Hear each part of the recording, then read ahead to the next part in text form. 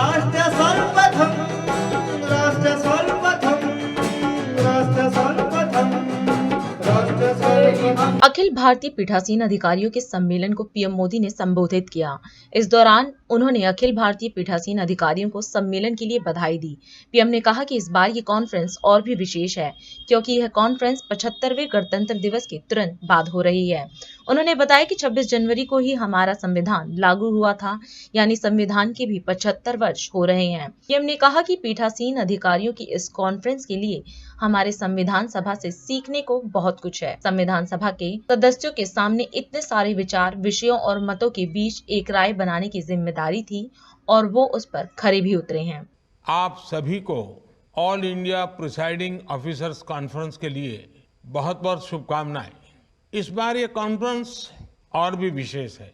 ये कॉन्फ्रेंस 75वें गणतंत्र दिवस के तुरंत बाद हो रही है। 26 जनवरी को ही आज से 75 साल पहले हमारा संविधान लागू हुआ, यानी संविधान के भी 75 वर्ष हो रहे हैं। मैं संविधान सभा के सभी सदस्यों को भी देशवासियों की तरफ से श्रद्धापूर्वक नमन करता हूं। साथियों, पीठासीन अधिकारियों की इस कॉन्फ्रेंस के लिए हमारी संविधान सभा से सीखने को बहुत कुछ है। संविधान सभा के सदस्यों के सामने इतने सारे विचारों, विषयों और मतों के बीच एक राय बनाने की जिम्मेदारी थी और वो उस पर खरे भी उतरे। इस कॉन्फ्रेंस में उपस्थित सभी पीठासीन अधिकारियों के पास यह अवसर है कि वो एक बार फिर संविधान सभा के आदर्शों से प्रेरणा ले।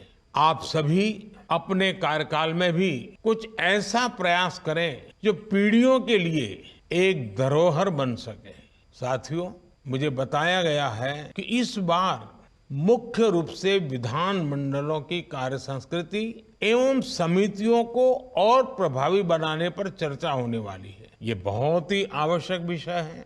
आज जिस प्रकार देश के लोग जागरूकता के साथ हर जनप्रतिनिधि को परख रहे हैं, उसमें इस तरह की समीक्षा और चर्चाएं बहुत ही उपयोगी होगी। कोई भी जनप्रतिनिधि सदन में जैसा आचरण करता है, उसके देश की संसदीय व्यवस्था को भी उसी तरह से देखा जाता है। सदन में जनप्रतिनिधियों का व्यवहार और सदन का वातावरण निरंतर सकारात्मक कैसे बना रहे, सदन की प्रोडक्टिविटी कैसे बढ़े, इसके लिए इस कॉन्फ्रेंस से निकले ठोस सुझाव बहुत मददगार होंगे। साथियों, एक समय था जब अगर सदन में कोई सदस्य मर्यादा का उल्लंघन करे, उस पर नियम के मुताबिक कार्रवाई हो, तो सदन के बाकी वरिष्ठ उस सदस्य को समझाते थे ताकि भविष्य में वो ऐसी गलती ना दोहराए और सदन के वातावरण को, उसकी मर्यादाओं को टूटने न दे। साथियों, अमृत काल में आज देश जिन लक्ष्यों को तय कर रहा है, उनमें हर राज्य सरकार और वहां की विधानसभा की बहुत बड़ी भूमिका है।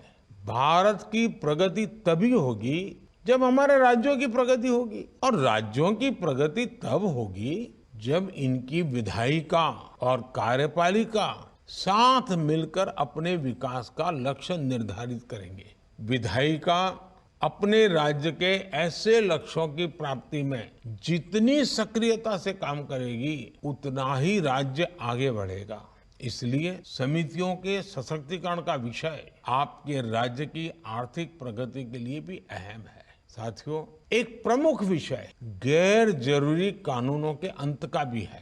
पिछले 10 वर्षों में केंद्र सरकार ने करीब करीब 2000 से ज्यादा ऐसे कानून खत्म किए हैं जो हमारी व्यवस्था का नुकसान कर रहे थे। कुछ तो बिल्कुल कालबाह्य हो गए थे, एक प्रकार से बोझ बने हुए थे। न्याय व्यवस्था के इस सरलीकरण ने सामान्य मानवीय को मुश्किलों को कम किया है, ईज ऑफ लिविंग बढ़ाई है। पीठासीन अधिकारियों के रूप में अगर आप ऐसे कानूनों का अध्ययन करवाएं, उसकी सूची बनाएं और अपनी अपनी सरकारों के ध्यान आकर्षित करें, कुछ जागरूक विधायकों का ध्यान आकर्षित करें, तो हो सकता है कि बढ़ चढ़ करके काम करने के लिए सब आगे आएंगे। इसका देश के नागरिकों के जीवन पर बड़ा सकारात्मक प्रभाव होगा। साथियों, आप जानते हैं कि पिछले वर्ष ही संसद ने नारी शक्ति वंदन अधिनियम को मंजूरी दी है। इस कॉन्फ्रेंस में ऐसे सुझावों पर भी चर्चा होनी चाहिए जिनसे नारी सशक्तिकरण के प्रयास और बढ़े, उनका प्रतिनिधित्व और बढ़े। 2021 में आपसे चर्चा करने के दौरान मैंने one nation one legislative platform के बारे में बात की थी। मुझे ये जानकर खुशी है कि हमारी संसद और हमारी राज्य विधायिका अब ई विधान और डिजिटल संसद के प्लेटफॉर्म के जरिए इस लक्ष्य पर काम कर रही है। मैं एक बार फिर आप सभी को मुझे इस अवसर पर आमंत्रित करने के लिए धन्यवाद देता हूं। आप सभी पीठासीन अधिकारियों को इस कॉन्फ्रेंस के सफल आयोजन के लिए शुभकामनाएं देता हूं। राष्ट्र सर्वप्रथम, राष्ट्र सर्वप्रथम, राष्ट्र सर्वप्रथम, राष्ट्र सर्वप्रथम।